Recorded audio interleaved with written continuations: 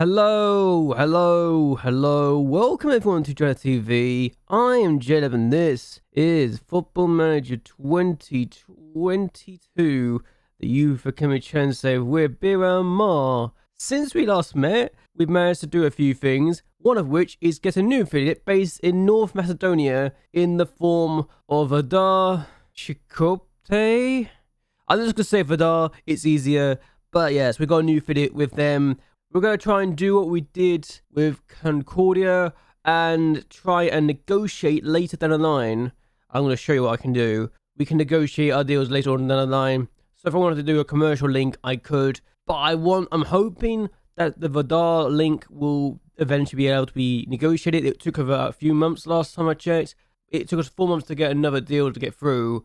But I feel we can get a new affiliate, and the fact we're paying nothing again is very useful. But if we can negotiate our affiliate so we can get youth intakes with this team as well, I think we'll benefit from this because of their youth facilities being very, very good. In fact, we can probably loan players to them and actually benefit more from that, but they've got excellent youth facilities, adequate academy coaching, and average youth recruitment. So I look at the excellent youth facilities, and I think that's something I need to take advantage of, and hopefully we can do that. But yes, we've also had a few games since we last met, so let's go over those, shall we? The first game we had since we last met, when we lost to Porto, we took on Benfica and we went behind inside 20 minutes. But we equalised just before half-time, and I don't know what it is about Benfica, but we seem to do very well against them. Will Pope finds Quintinero, who fires back in the net, and they score a penalty in the 65th minute of the game, much to my disappointment. However, we equalised again. 80 minutes it took us, but Alvaro finds with Vieira, he finds Will Pope, and Pope gets a goal and assist, and we draw 2-2 against Benfica. And for some bizarre reason, we seem to always do well against Benfica in the league. No idea why. I'll take it, but I'm still a bit bemused by the fact that we can get points off Benfica home and away this year, and there's no rhyme or reason for why we're doing so well against them, but whatever, I'll take it. The next game we had was against Braga, and the defending champions actually made us look like idiots again. Salazar with the opening goal. Keeper should do best, yes, but Salazar still had a good job and did really well there. And then they score from this free kick when Thompson Jose's header is saved or hits the bar, and then there Santos scores to make it 2-0. And we were kind of done at that point. There was nothing we could have done in this situation. We had 11 shots and 1 shot on target. That's how bad we were with our shots on target. But actually, was still rather good, so I like to think we are a good team on our day. We just didn't show it today, and that hopefully we'll be able to improve going forward. Good news, our next game was against Portimonense. Bad news, we went behind inside 4 minutes. Lete with the opening goal, and I really hate Lete at this point because he keeps on scoring against me. But we equalised, so that's the good news. We actually have also started scoring again. Quintinero with the opening goal for us to make it 1-0, 20 minutes in. Unfortunately for us, Ventura does this howler, just runs into their player, loses the ball, and then Lete scores. Pereira probably shouldn't have gone for it, but what more could he done? But then immediately from highlights, we then get equaliser. Ventura actually makes up for his mistake, finds Quintinero, their keeper makes a howler, and it's then 2-2. I think we can get a goal, and we can get an equaliser, but no. Tazero with the penalty. I say get an equaliser. I thought we could have got a win. I actually suggested we should have got a win in this game, but we have a lot of shots that are blocked, it feels like, and we're kind of hindered by that. So if we can actually do better, we might be looking a lot more confident. But unfortunately for us, we seem to be rather rubbish at times. And this has been our worst one of form this season so far. The next game we had was against Gil Vicente, and we took the lead inside 21 minutes. Will Pope with the goal here. Quintinero is injured, by the way, so that's why he's not starting that side. But Pope with the opening goal. We conceded an equaliser in the 78th minute of the game, and I'm thinking, okay, Luis Ricardo probably shouldn't have scored, but we could still do better. And we do better. We get ourselves back in front. Now, admittedly, Lucina makes this by himself, gets the ball back, shoots and scores 90 minutes. I thought we won this game. I really did. And then they scored in the 95th minute of the game. There was only 94 minutes meant to be in this game, but then they scored in the 95th minute, and I just feel like I've been really hard done by. I really did. And Lucina tackled the player. Apparently that's enough for them to continue the attack and score. No idea why we struggle at the moment, but this is a team that was struggling right now. They're not in the bottom 4 anymore. They're in the bottom 5. So, yeah, not ideal. The next game we had was against Formidable, and we get the ball way needlessly here, and we paid the price for it to go behind inside 6 minutes. Mazart with the finish, but we equalised. 31 minutes in, Ventura goes on a run. He does that. He's very good at his job here. Finds Will Pope. He finds back in the net. So I thought we had a chance here. We even changed formation for this game. Unfortunately for us, we conceded the goal just before half-time in Lukoki finding Carlos Victor with that finish. So, yeah.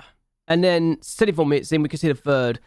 Honestly, I'll say this here and now. We should have lost by more than 3-1. Neto with that goal, really good finish, but we really should have lost by more than the scoreline suggests. We were just absolutely poor. We are really poor in this game, and for the first time, I felt like a team that was honestly trying to struggle against relegation, and that's not a good sign for me. As things stand after that match happened, we are in 11th place. We do have a game against Firenze, who are in 17th, and the next 4 matches are going to be very important for us. So, we take on 17th place Firenze at home next. We have our youth intake between now and the next game, which is Beira-Mar, who are in 15th. Then we take on 18th place Santa Clara, and 16th place Boavista. Boavista almost beat us. We came from 2-0 down to get a 2-2 draw against them. And then we have our last 3 games of the year, which is against Sporting, who are top, Ramirez, who are in 5th, and Pasita Ferreira, who are in 8th. We beat Pasita Ferreira earlier this season. I don't think we're going to do it at their ground, though, somehow, so that's a little concerning. But yeah, the next 4 games are kind of massive because there's 3 of them at home. And given we beat Belenenses and Santa Clara already this year, we drew against Firenze and we drew against Boavista. Hopefully, in the next video, at the end of the season, we'll all be safe, but you never know. We may not be safe. It's just one of those things where nothing could go right and everything could go wrong. Either way, we're going to take on Firenze. We're going to hope to actually win this time because we've not been great as of late. And I'm even having to drop some players because of how poor my team is getting. To the point that I am starting to wonder if I've actually got a team that's even good enough for the division anymore, which is not ideal. Oh, also, we've got suspensions because we love suspensions. Luis Santos is suspended. Estival is suspended. Giaffino is suspended. Quintanero has been injured. He's out for another 2 weeks, which means this will be probably his last match he's out for. So let's go with the team. Santa Pereira in goal. There's no question about it. He's the best goalkeeper we have right now. Samuel Goodien, because Giaffino is suspended, is in the game. He's in the squad. There's no question about why he's there. What may surprise you is the fact we have Muna Fortes in defense today. And not often I was thinking I had to do this, but I'm literally being forced in this situation because of suspensions and injuries. Mostly suspensions though. Bruno Lasca is playing as the ball-playing defender. It's not his best role, but he's kind of forced into the situation because my other players are not that great. Helder Pereira starts. He's leaving us at the end of the season, but Suna's been so poor, I feel like I have to drop him. So Pereira starts. Fernando Alvarez starts as the Mazzala. He's the only midfielder that's not suspended or, well, been used so far, apart from Ventura. Elton Ribeiro starts as the box-to-box midfielder. He's an attacking midfielder first and foremost, so I might go for a one-man strike force again in the future, but he's worth 7.8 to 9.6 million. I think he might be a wonder kid. I don't know. I could be wrong. Victor Ventura definitely is a wonder kid, worth 25 to 31 million at this point. He starts as the inverted wing on the right-hand side. He is very good at his job. He just needs to be more consistent and be at high level and will be good. Antonio Lucina has kind of made me think I should play him more after he scored that goal in the Gil Vicente game. So he starts on the left side. He starts as the inverted wing on the left because Antonio has been useless again. And I finally dropped him. Ricardo Santos starts as a deep line forward. Not because we want to, but because injuries has caused this to be the issue. Will Pope, who normally plays there, is playing the advanced forward today because we have no choice and that's not ideal. But mentals, he's very good. So hopefully we can do a good job here and he can score goals. He has scored goals. He knows how to find back in the net. He's got 8 of them this year.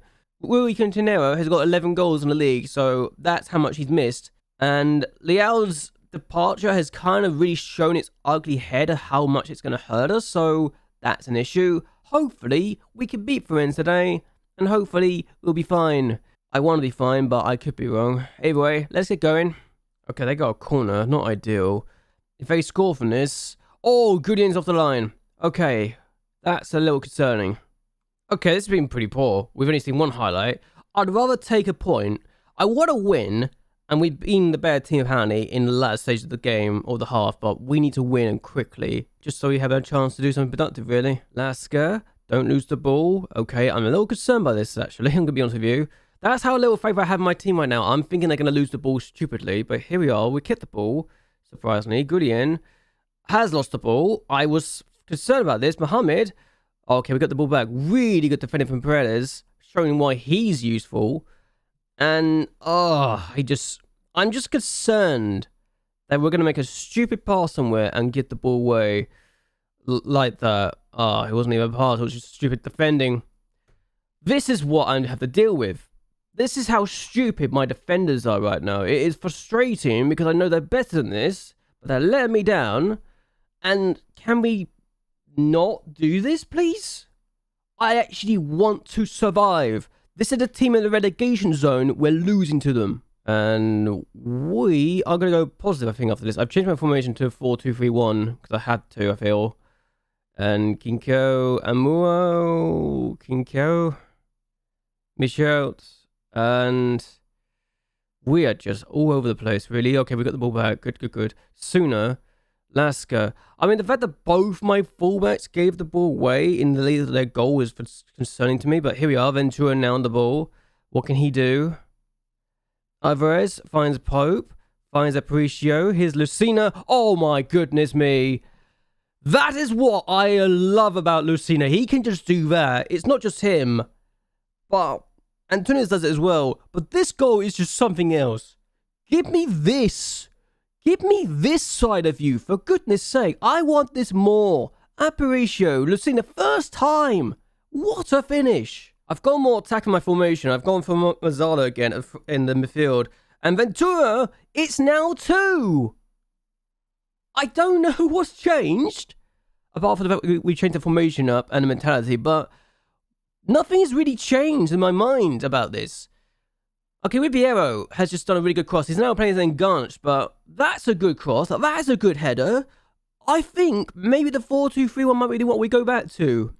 I don't know. Okay, we've got a highlight. We've got the ball back. Alvarez now. Ventura finds Alvarez. It's Will Pope.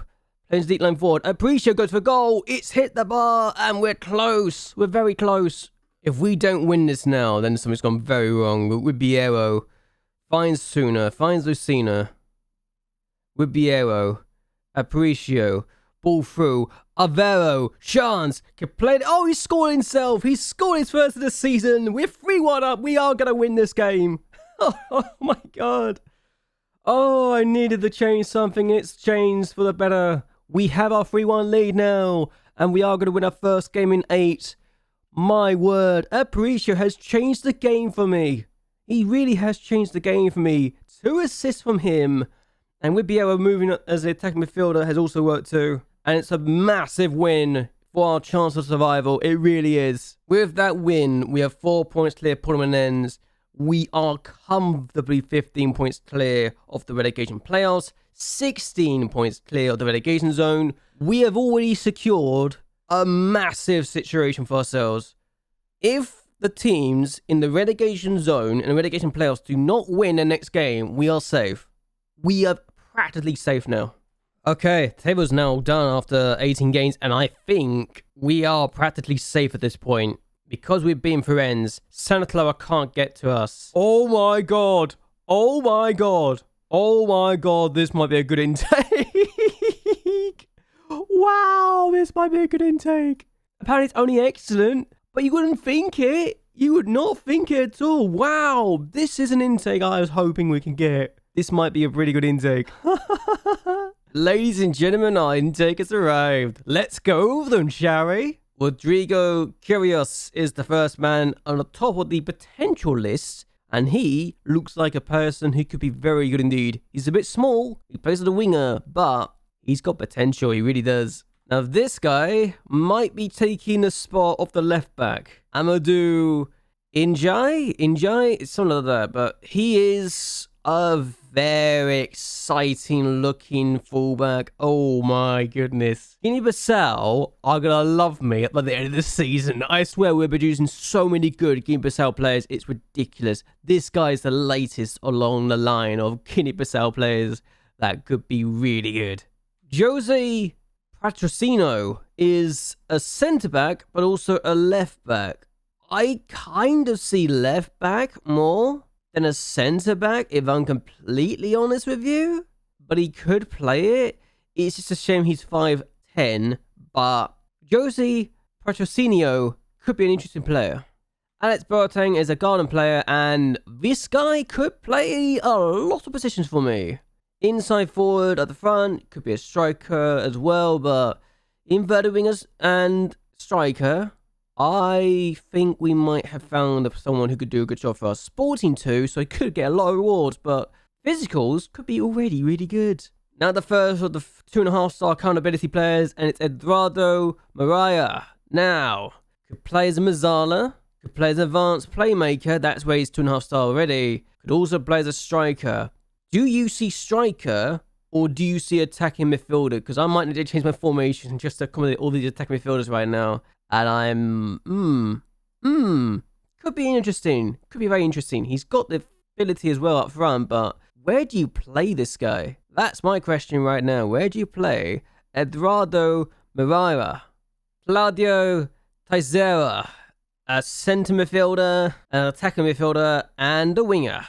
He comes deep to get the ball, so he's definitely someone who will be a playmaker. He's not the best at physical side of things, so he wouldn't be a Mazzala or box-to-box. He's definitely one of those players that would be a deep-line playmaker. He's got a playmaker feel to him, so that's something we need to work on with him. Maybe he even could be a centre midfielder on support, or defend. Well, maybe support, not defend. His marking's not great, but say centre midfielder on support could be what we need to do with him.